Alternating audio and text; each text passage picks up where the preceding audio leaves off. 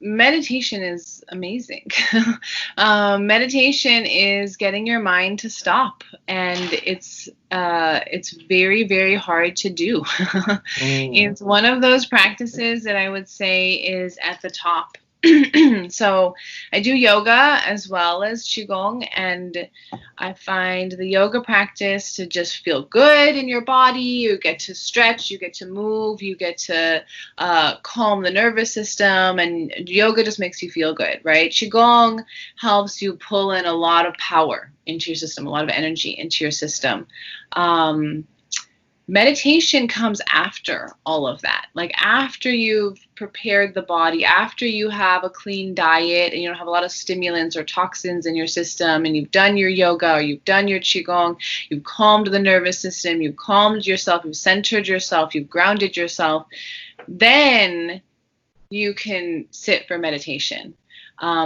And it's just one of those things. It's really hard to do. It's hard to still the mind. It's hard to calm yourself, and really get to that centered place. But when you do, it is uh, it's the best feeling in the world. Like you sit in a meditative state and you just kind of go inward and you get the mind to stop and you get the body to relax, and everything sort of, your nervous system just sort of drops and you just sink for a second, and you can stay in this nowhere place for a very long time. Like you can stay in this space of, I would say, nothingness, where nothing really matters. Time doesn't matter, you don't matter, and it feels really good. It's really blissful, like people, I feel like everyone should be doing meditation. It's one of those things where I could just stay in a meditative state all day,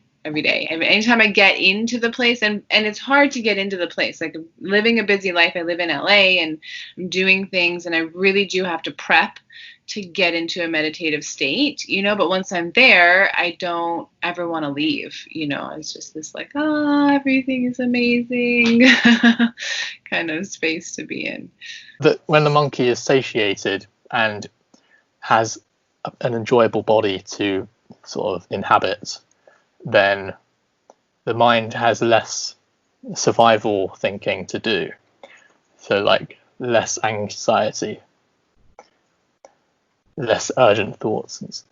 I would just say the mind is always gonna Yeah. be crazy, whether you're in survival mode or you're bored. I mean, the bored mind is worse. The bored mind is, I'm gonna just daydream and think about this and think about that and let my mind wander and have no control over my mind whatsoever. It's a, what's the word? It's just work to control the mind.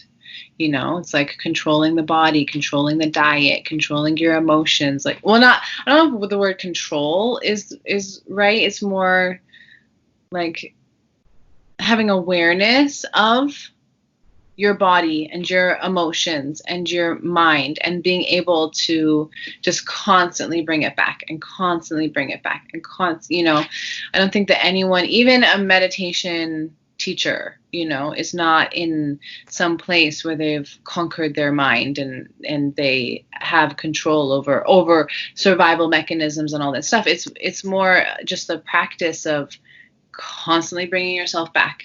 If you get stressed out or you get fearful or you get like spacey, is constantly bringing it back, constantly practicing to center the mind and pull yourself back and then control the thoughts. And who's in charge here? Is the mind, this monkey mind that's going, is he in charge, she in charge, or is your essence, your being, your centered higher self in control of this?